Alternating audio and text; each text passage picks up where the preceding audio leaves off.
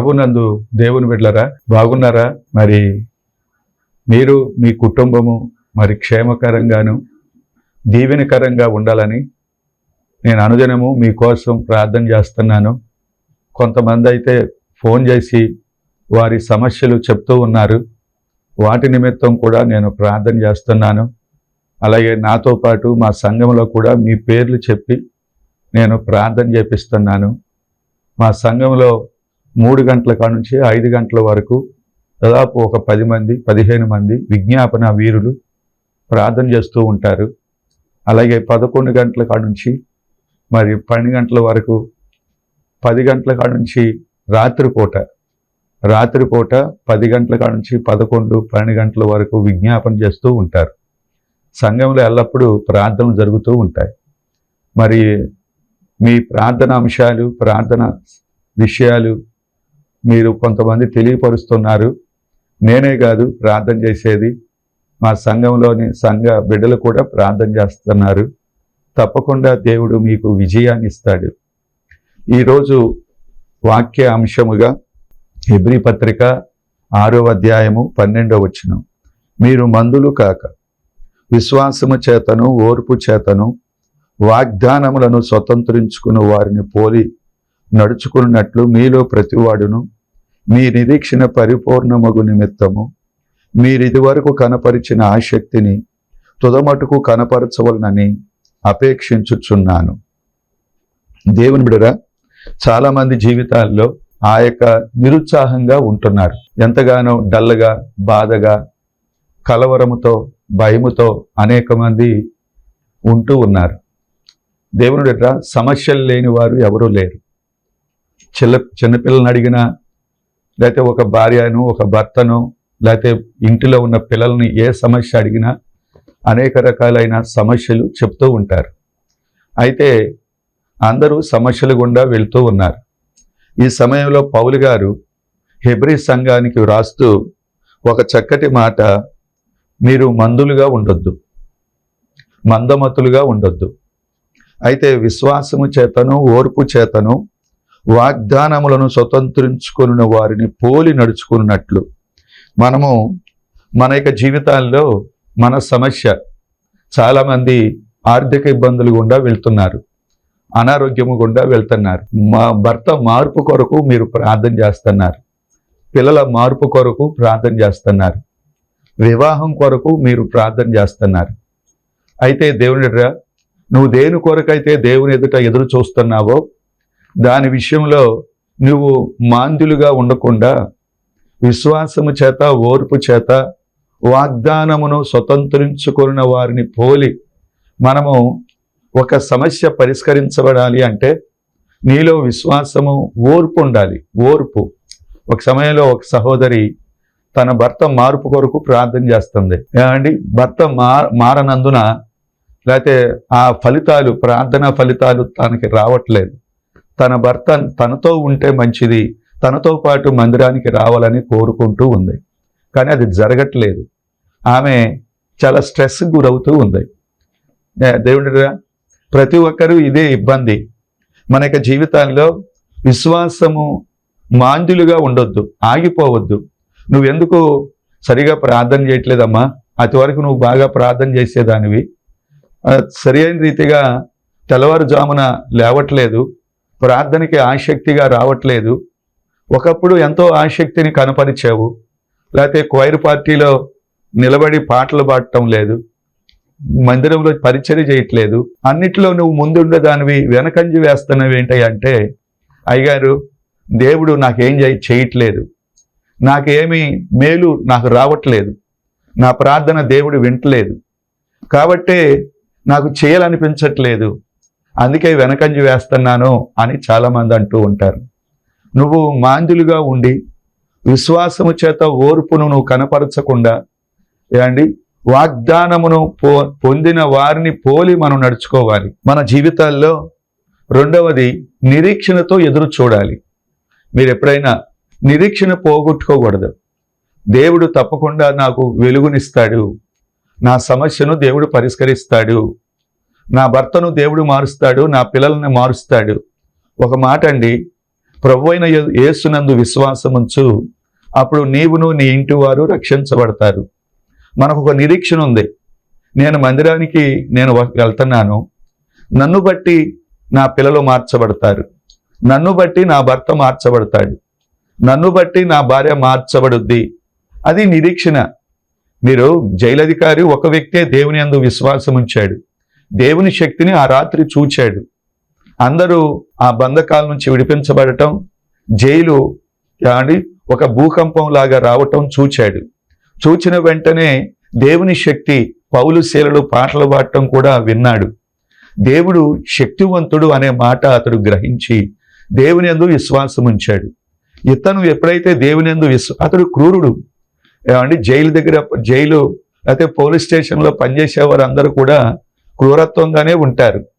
దేవునిరా, కానీ అతడు దేవుని యందు విశ్వాసం ఉంచగానే తన యొక్క కుటుంబ సభ్యులందరూ కూడా దేవుని వైపు తిరిగారు. ఆ రాత్రే మారు మనసు పొంది బాప్తీసం తీసుకున్నారు. ఒక మాట, యెహోషువ ఒక్కడే పూర్ణ మనసుతో దేవుని వెంబడించాడు. తనను బట్టి తన కుటుంబ సభ్యులందరూ కూడా నేనును నా ఇంటి వారు యెహోవానే సేవిస్తాము. జక్కయ్య ఒక్కడే రక్షణ. జక్కయ్య దేవుని చూడటానికి వచ్చి తన ఇంటిలోనికి యేసు ప్రభు వచ్చేశాడు. జక్కయ్య ద్వారా తన కుటుంబం అంతా కూడా రక్షించబడింది. కొర్నేలి ద్వారా తన కుటుంబం అంతా రక్షించబడింది. మన జీవితాల్లో ఒక వ్యక్తి సరైన రీతిగా నువ్వు దేవుని వెంబడిస్తే నీ ఈ ప్రార్థన, ఈ విశ్వాసం వ్యర్థం కాదు. నిన్ను బట్టి నీ కుటుంబ సభ్యులందరూ కూడా మార్చబడతాడు. అదే నిరీక్షణ మనకు. నేను వెళ్తున్నాను, దేవుడు తప్పకుండా తగిన సమయంలో, దేవుడిరా చాలామంది ఈ వ్యాధి తగ్గదండి, నా పరిస్థితి మారదండి, లేకపోతే నా భర్త మారడండి, లేకపోతే నా పిల్లలు మార్చబడడండి అని నువ్వు చెప్తున్నావు అంటే నువ్వు నిరీక్షణ పోగొట్టుకున్నావు. ఒక మాట, దేవుని బిడ్డరా, నా యొక్క 3 క్యాండిల్స్ ఉన్నాయి. ఒకటి ఏంటి అంటే విశ్వాసము, ప్రేమ, నిరీక్షణ. విశ్వాసం అనే క్యాండిల్ ఆరిపోయినా ఆరిపోవచ్చు, లేకపోతే ప్రేమ అనే క్యాండిల్ ఆరిపోతే ఆరిపోవచ్చు. కానీ నిరీక్షణ అనే క్యాండిల్ ఆరిపోతే మనకు హోప్స్ లేవు. మీరు ఎప్పుడైనా అబ్రహాము శారా ఉన్నారు, దేవుని వెంబడించారు. అబ్రహాము 75 సంవత్సరాలప్పుడు పిలువబడ్డాడు. దాదాపు 10 సంవత్సరాలు ఓర్చుకోవలసి వచ్చింది. దాదాపు 10 సంవత్సరాలు శారాతో దేవుడు చెప్పి నేడు వచ్చే సంవత్సరానికి ఈ పాటికి నీ కవిట కుమారుడు ఉంటాడంటే డేరాలో ఉన్న శారా పక్కున నవ్విందట. శారా నవ్వనేలా? దేవునికి అసాధ్యమైంది ఏదైనా కలదా? దేవునికి సమస్తము సాధ్యమే. నమ్ముట నీ వలనైతే నమ్మువానికి సమస్తము సాధ్యమే. మీరు ఎప్పుడైనా, దేవుడు అసాధ్యమైన వాటిని సాధ్యంగా మార్చేవాడు. దేవుడు సూపర్ పవర్. మన యొక్క జీవితాల్లో ఒకే ఒక రాత్రి యూదులందరూ ఒకే రోజు చనిపోవాలి, కానీ ఒక రాత్రికి రాత్రే దేవుడు అద్భుతం చేశాడు. ఆ యొక్క మనశాసనం నుంచి విడిపించాడు. దేవునిరా, ఎర్ర సముద్రం పాయలైపోయింది ఒక్క రాత్రికి రాత్రే. ఆ యొక్క ఎర్ర సముద్రము 6 నేలగా మారిపోయింది. ఇశ్రాయేలు 2 నుండి 1 వారు వెళ్ళిపోయారు. మీరు ఎప్పుడైనా దేవునిరా, మోడు నుండి చిగురు వచ్చి మహావృక్షంగా మార్చే దేవుడు మన దేవుడు. రూతును చేయలేదా? మోడుబారిన జీవితాన్ని చిగురించలేదా? ఎడారుల్లో నదులు ప్రవహింపజేసేవాడు, అరణ్యంలో త్రోవలు కలగజేసేవాడు, ఆకాశమును జానతో కొలిచాడట. లేకపోతే మహా అగాధమైన సముద్రాలకి సరిహద్దులు నియమించిన దేవుడు మన దేవుడు. మన దేవుడు సర్వశక్తి కలిగిన వాడు. మన దేవుడు గొప్పవాడు, అధిక శక్తి కలిగిన వాడు. నీ జీవితంలో విశ్వాసముంచు. నువ్వు విశ్వాసము ఓర్పు చేత వాగ్దానము మనము స్వతంత్రించుకోవాలి. అంతేగాని నిరీక్షణ మనం పోగొట్టుకోకూడదు. నీ యొక్క నిరీక్షణ పరిపూర్ణం అవ్వాలి అంటే మనము నీ నిరీక్షణ పరిపూర్ణమగు నిమిత్తము నిరీక్షణ ఈ దేని కొరకైతే నువ్వు ఎదురు చూస్తున్నావో దేవుడు నీకు అది ఇవ్వాలి అని అంటే నువ్వు మందమతులుగా ఉండకూడదు. ఆసక్తి కలిగిన వ్యక్తిగా ఉండాలి. దేవుడు చేస్తాడు. దేవుని యందు ఆసక్తిని పోగొట్టుకోకూడదు. దేవుని యందు నిరీక్షణ కలిగి, నిరీక్షణకు పరిపూర్ణత, లేకపోతే నువ్వేదైతే అది నువ్వు పొందాలి అన్నా, ఆర్థిక అప్పుల సమస్య నుంచి నువ్వు విడిపించబడాలన్నా, నీ అనారోగ్యత నుంచి నువ్వు విడిపించబడాలన్నా, లేకపోతే నీ యొక్క భర్త విషయంలో చాలామంది భర్త ద్వారా వేధించబడుతున్న సహోదరులు ఉన్నారు, భార్య ద్వారా వేధించబడుతున్న భర్తలైన వారు ఉన్నారు, పిల్లల చేత కృంగిపోతున్న వారు ఉన్నారు. మీరు ఒక మాట అండి, దేవుని బిడ్డలు ఎప్పుడు కూడా కృంగిపోకూడదు, దేవుని బిడ్డలు ఎప్పుడు చింతించకూడదు, దేవుని బిడ్డలు ఎప్పుడు కలవరపడకూడదు. అది భయంకరమైన పాపము. మనము అన్ని జనులు వీటన్నిటి విషయంలో చింతిస్తూ ఉంటారు, అన్ని జనులు చింతిస్తూ ఉంటారు. మీరు ఎప్పుడైనా మీరు మొట్టమొదట చేయాల్సిన పని ఏంటంటే, నా నీతిని, నా రాజ్యాన్ని మొదట వెతకండి, అప్పుడు అవన్నీ అనుగ్రహించబడతాయి. నువ్వు గనక చింతిస్తున్నావు, కలవరపడుతున్నావు, లేకపోతే కృంగిపోతున్నావు, భయపడుతున్నావు అని అంటే నువ్వు దేవుని మీద ఆధారపడతలేదు. మీరు గమనించారా, ఒక దేవుని బిడ్డలు ప్రతి విషయంలో దేవుని మీద ఆధారపడాలి, దేవుని యొక్క సహాయాన్ని కోరుకోవాలి, దేవుని తట్టు చూడాలి. వారే మంచి క్రైస్తవులుగా ఎంచబడతారు. 4 లక్షణాలు ఉంటాయి దేవుని బిడ్డలకు. ఒకటి ఏమండి, దేవుని మీద ప్రతి విషయంలో దేవుని మీద ఆధారపడతారు, ప్రార్థన చేస్తారు, అలాగే దేవుని మాట మీద విశ్వాసం ఉంచుతారు. రెండవ మాట ఏంటి అంటే, దేవుని బట్టి సంతోషిస్తూ ఉంటారు. శ్రమల్లో ఉండి కూడా మాసిదోనియా సంఘము శ్రమల్లో ఉండి కూడా అత్యధికంగా సంతోషించారట. పౌలు గారికి ఒక ముళ్ళు ఉంది ఏమండి, కానీ అతనిలో గొప్ప ఏమండి దేవుడు శక్తివంతుడు, నన్ను బలపరచు అని అందే ఏమండి, నేను సమస్తము చేయగలను, దేవుడు నన్ను బలపరుస్తాడు, ఆని బట్టి నేను అన్ని చేయగలను. పౌలు గారిలో కూడా గొప్ప సంతోషముతో అతడు ఉంటూ ఉండేవాడట. అతనిలో ఒక ముళ్ళు ఉంది, ఒక బలహీనత ఉంది, ఒక శ్రమ తనలో ఉంది.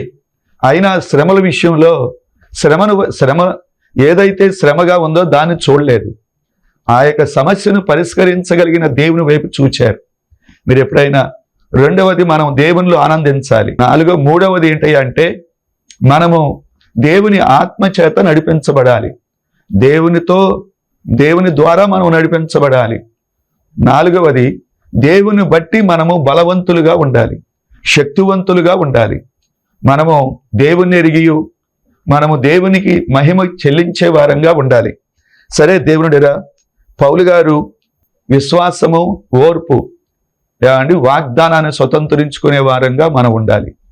ఆ యొక్క మనము నిరీక్షణ కలిగి ఎదురు చూస్తూ ఉండాలి, అండి ఆసక్తి కలిగిన వారుగా ఉండాలి.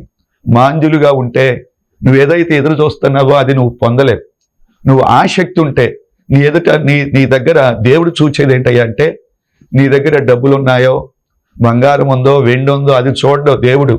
నీకు మీద నువ్వు చాలా అందంగా ఉన్నావా, లేకపోతే నువ్వు ఎంత బాగా చదువుకున్న వ్యక్తివా, దేవుడు అది చూడడు. దేవుడు చూచేది ఏంటంటే నీ దగ్గర ఆసక్తిని చూస్తాడు. ఆశగొని ఉన్న ప్రాణాన్ని దేవుడు తృప్తిపరిచేవాడు. ఆసక్తి కలిగి నువ్వు విశ్వాసంతో దేవుని కార్యాలు నువ్వు చేయి. ఏమండి, అందరికన్నా ముందు మందిరానికి వెళ్ళు, ప్రార్థన చేయి, అందరికన్నా ముందు వరుసలో కూర్చో, దేవుణ్ణి ఆరాధించు, దేవుని వాక్యాన్ని విను, పరిచర్య చెయ్యి, పాటలు పాడు, ఆరాధన చెయ్యి, పరిశుద్ధంగా ఉండు. దేవుడు ఏదైనా నీ జీవితంలో ముందుండు, ఆసక్తి కలిగి ఉండు. నీ ఆసక్తే నిన్ను ఆత్మవరాలు ఏమండి పొందే వ్యక్తిగా, ఆసక్తి విషయంలో మాంద్యులు కాక ఆత్మయందు తీవ్రత గలవారిగా ఉండాలి అనే మాట. దేవుడు ఏదైనా నీ జీవితంలో నువ్వు చేయగలడు.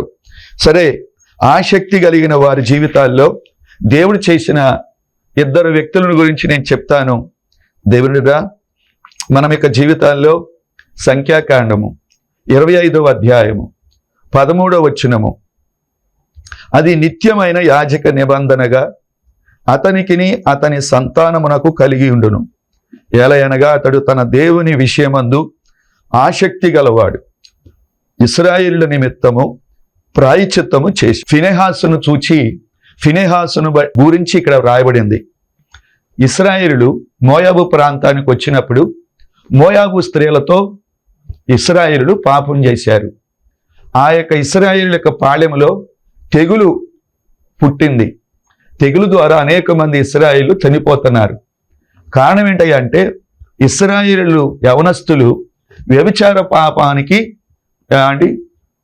లోనైపోయారు. వ్యభిచార పాపములో వారు పడిపోయారు. దేవుడు పరిశుద్ధుడు కదా. ఎప్పుడైతే తెగులు అనేక మంది చచ్చిపోతున్నారో వారి శవాల దగ్గర, వారి కుటుంబ సభ్యుల దగ్గర కుటుంబ సభ్యులందరూ కలిసి ఏడుస్తూ ఉన్నారు. లేకపోతే మోషే అహరోనులు ప్రత్యక్ష గుడారంలో దేవుని ఎదుట ప్రార్థన చేస్తున్నారు. భయంకరంగా ప్రార్థన చేస్తున్నారు. ఈ తెగులు ఎందుకు వచ్చింది ప్రభువా, ఆపండి. మృతి పొందినటువంటి శవాల దగ్గర వారి కుటుంబ సభ్యులు కూర్చొని ఏడుస్తున్నారు. అయితే ఒక యవనస్తుడు మోయాబీ స్త్రీని తీసుకొచ్చుకుని ఇశ్రాయేలు పాళెంలోకి వచ్చేసాడు. చివరికి ఆయన గుడారంలోకి వెళ్ళిపోయాడు. ఫినెహాసు ఇది చూచాడు. అయ్యో, దైవజనులు దేవుని ఆలయంలో ఎంతగానో దేవుని దగ్గర విజ్ఞాపన చేస్తున్నారు. శవాలు చచ్చిపోతే కుటుంబ సభ్యులు ఏడుస్తున్నారు.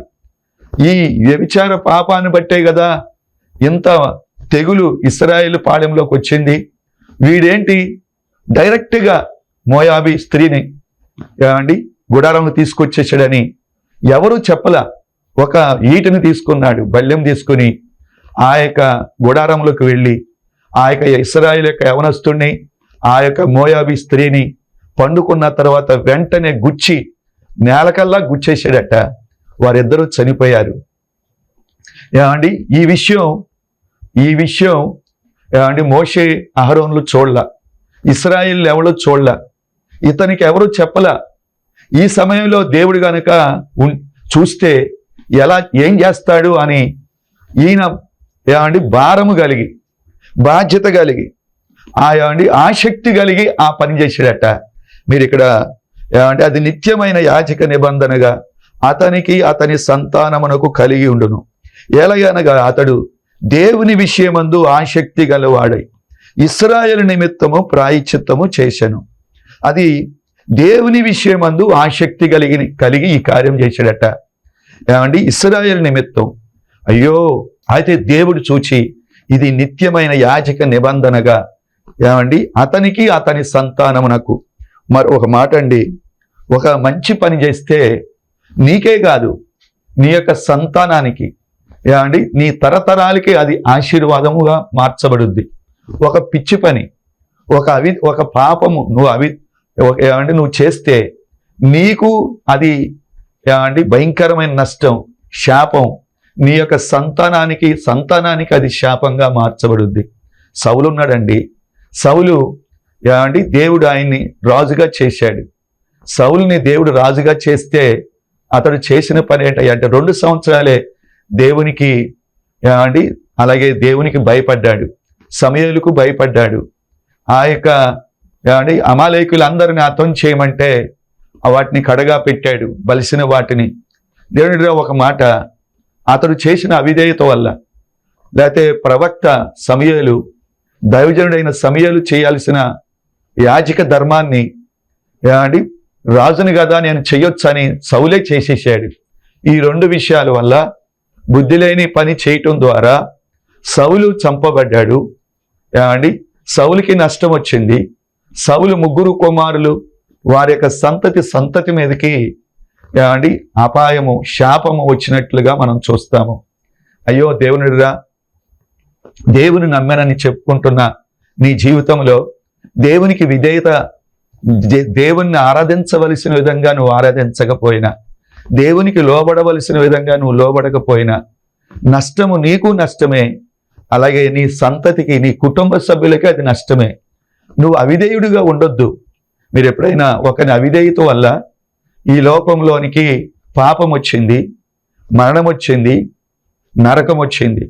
ఒకని విధేయత వల్ల జీవం వచ్చింది, పరలోక రాజ్యం వచ్చింది.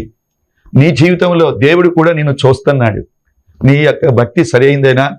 కొంతమంది పిచ్చి పనుల వల్ల తనకి నష్టాన్ని తెచ్చిపెట్టుకుంటున్నారు, తన యొక్క సంతతికి కూడా, కుటుంబానికి కూడా నష్టాన్ని తెచ్చిపెట్టుకుంటున్నారు. అయ్యా, ఫినెహాసు ఇశ్రాయేలును బట్టి రోషం కలిగి, ఆసక్తి కలిగి ఈ పని చేశాడట. నిత్య నిబంధన దేవుడు చేశాడు. ఒక మాట మీరు 11వ వచనంలో, వారి మధ్యను నేను వారవలేని దానిని తాను వారవలేకపోవటం వలన ఇశ్రాయేళ్ల మీద నుండి నా కోపము మళ్లించెను గనుక వారవలేకయుండి ఇశ్రాయేలును నశింపజేయలేదు. నేను వారి మధ్యను నేను వారవలేని దానిని తాను వారవకపోవటం వల్ల ఇశ్రాయేళ్ల మీద నుండి నా కోపము మళ్లించెను.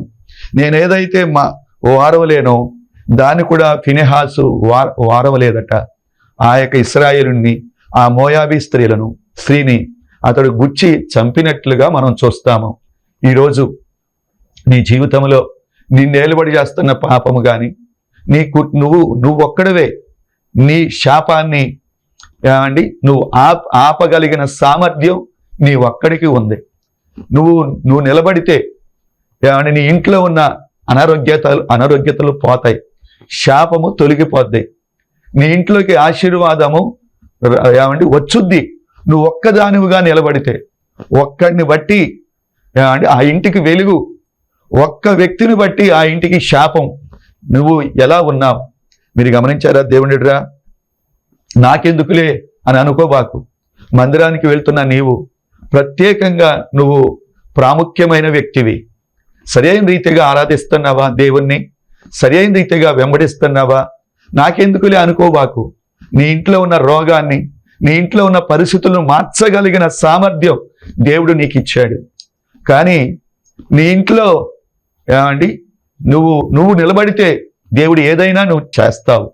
ఒక సమయంలో ఒక మాట, ఏనుగు చేమ స్నేహం చేస్తున్నాయట, అంటే స్నేహితులుగా ఉన్నాయి. ఒకరోజు అనుకున్నాయట, మనము ఈ బ్రిడ్జి దాటి వెళ్దాము, ఆ నది అవతలకు వెళ్దాము అనుకున్నాయట. అయితే చేమ, నువ్వు కూడా రెడీగా ఉన్నావా, వస్తావా అని ఏనుగు అడిగిందట. రెడీ, నేను వచ్చేసాను.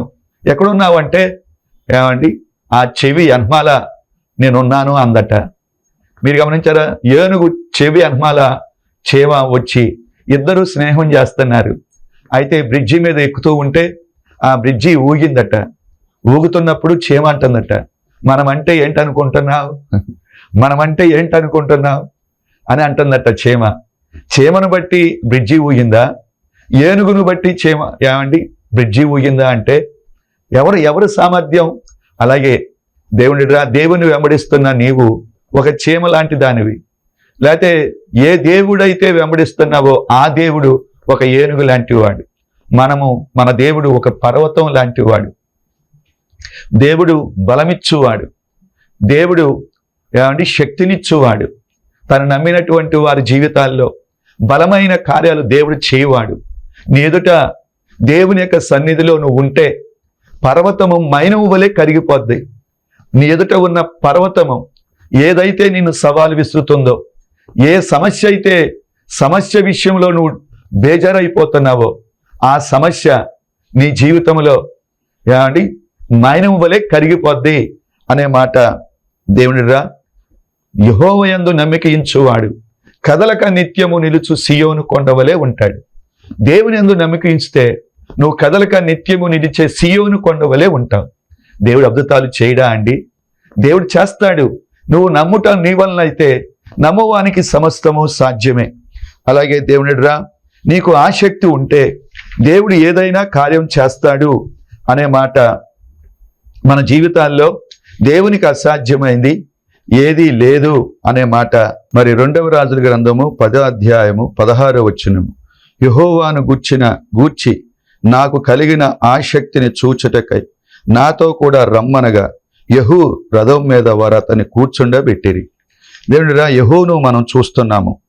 ఇక్కడ దైవజనుడైన ఏలియా అహాబు యెజబేలు ఎప్పుడైతే సవాలు విసిరిందో ఆ సమయంలో ఏలియా భయపడిపోయి బదరు వృక్షం క్రిందకు వెళ్ళి, దేవా యెహోవా నన్ను ఇక తీసుకో, నాకు ఇక చాలు అన్నట్లుగా మాట్లాడుతూ ఉన్నాడు. దేవుడు ఎప్పుడు కూడా ఒక వ్యక్తి మరణాన్ని కోరుకోకూడదు. పరిస్థితుల వైపు భయపడిపోయి ఏమండి ప్రభువా నేను చచ్చిపోతే మంచిదని మరణాన్ని ఎప్పుడు కూడా మనం కోరుకోకూడదు. భూమి తలక్రిందులైనా సరే, ఎందుకంటే క్రైస్తవుడు మరణం అంటే భయపడడు. కానీ దేవుడు బ్రతికించేంత వరకు మనం బ్రతకాలి. దేవుని కొరకు నమ్మకంగా బ్రతకాలి. బ్రతుకుట క్రీస్తే, చావైతే లాభమే. అయితే దేవుని కొరకు మనం బ్రతకాలి. బ్రతికినంతకాలం నీ కొరకు నువ్వు బ్రతకూడదు, దేవుని కొరకు నువ్వు బ్రతకాలి. అయితే ఏలియా విషయంలో దేవునికి ఉన్నతమైన తలంపులు ఉన్నాయి. ఏలియామో నన్ను తీసేసుకో అంటున్నాడు. మరి దాదాపు 900 మంది బయలు ప్రవక్తలు, అషారదేవి ప్రవక్తలను చంపగలిగాడు. ఇంకా దేవునికి ఎంతో పని ఉంది. మీరు ఎప్పుడు కూడా దేవుని వెంబడిస్తున్న నీ జీవితంలో నిన్ను దేవుడు వాడుకోవాలని, తన కొరకు ఆయన పని చేయించుకోవాలని దేవుడు ఆశపడుతూ ఉంటాడు. మీరెప్పుడు కూడా మరణాన్ని కోరుకోకూడదు అనే మాట. యెహూను దేవుడు మొట్టమొదట హజాయేలుని నువ్వు అభిషేకించు, హజాయేలు మిగిలిన వాటిని యెహూ పూర్తి చేస్తాడు. యెహూ చేయని కార్యాలని ఎలీషా చేస్తాడు.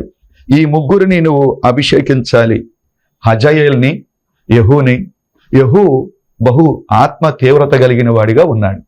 దేవుడురా ఏలియా చేయాల్సిన పనిని వారి ముగ్గురు చేయాల్సి వచ్చింది. అసలైతే 7,000 మంది బయలుకి లోబడకుండా దేవుని కొరకు రోషంగా బ్రతికిన వారు ఉన్నారు. కానీ 7,000 మందిలో ఏలియాను దేవుడు ఎన్నుకున్నాడు. ఆ విషయం ఏలియా గుర్తించలేదు. మరణాన్ని కోరుకుంటున్నాడు. కోరుకుంటే దేవుడు మరణాన్ని ఇస్తాడు. అసలైతే మరణము అవ్వాలని దేవుడు ఏలియా విషయంలో అనుకోలేదు. అతడు సజీవుడిగా పరలోక రాజ్యానికి వెళ్ళాలని దేవుడు ఆశించాడు. దేవునిరా, నువ్వు ఎలా ఉంటున్నావు? నీ కుటుంబ సభ్యులను బట్టి కృంగిపోతున్నవేమో. నువ్వు ఆసక్తి కలిగి ఉండు. మందమతురాలుగా ఉండొద్దు. దేవుని యందు ఆసక్తి కలిగి ఉంటే నిరీక్షణకు సంపూర్ణత నీకు దొరుకుద్ది. నిరీక్షణ పోగొట్టుకోబాకు. నిరీక్షణ కలిగి ఎదురు చూడు. దేవుడు తప్పకుండా మీ ఇంట్లో సమస్యలను దేవుడు పరిష్కరించబోతున్నాడు. దేవునిరా, నువ్వేదైతే దేని కొరకైతే ప్రార్థిస్తున్నావో దాని కొరకు ఫలితాలు దేవుడు ఇవ్వబోతున్నాడు. ఎదురు చూడు. దేవుడు నమ్మదగిన వాడు. ఆయన దేవుని విషయంలో ఆసక్తి కలిగిన వాడు కాబట్టి దేవుడు యెహూను వాడుకోవటం ప్రారంభించాడు. దేవునిరా, అహాబు ఆ యొక్క ఇశ్రాయేలు దేశంలో అహాబు కుమారులందరూ 70 మంది, వారందరూ కూడా చంపగలిగాడు. అలాగే బయలు ఆ యొక్క విగ్రహారాధనలో జీవిస్తున్న ఇశ్రాయేళ్ళందరిని కూడా అతడు హతం చేయగలిగాడు. అలాగే అహాబును పూర్తిగా అతడు ఆ దేశంలో లేకుండా హతం చేయగలిగాడు. ఆయన ఎదుట 2 రాజులు ఆగలేకపోయారు. గొప్ప బలమిచ్చి యెహూను దేవుడు వాడుకున్నట్లుగా, రాజుగా దేవుడు ఆయన్ని పట్టాభిషేకం చేసినట్లుగా ఏలియా ద్వారా మనం చూస్తాం. నువ్వు కూడా ఆసక్తి కలిగి ఉండు. దేవుడు నీకు కృపనిస్తాడు. దేవుడు నిన్ను వాడుకుంటాడు. దేవుడు మిమ్మలను దీవించునుగాక. తండ్రి, మమ్మలను బలపరచు. ఈరోజు అందించిన వర్తమానం వృధా కాకుండా ఫలభరితంగా అనేక మందికి దీవెనకరంగా చేసి, ఈ వర్తమానము ఆయన కొంతమందికి దీవెనకరంగా చేయమని, ఆశీర్వదించి దీవించమని యేసు నామమున అడుగుచున్నాను తండ్రి. ఆమేన్. ఆమేన్.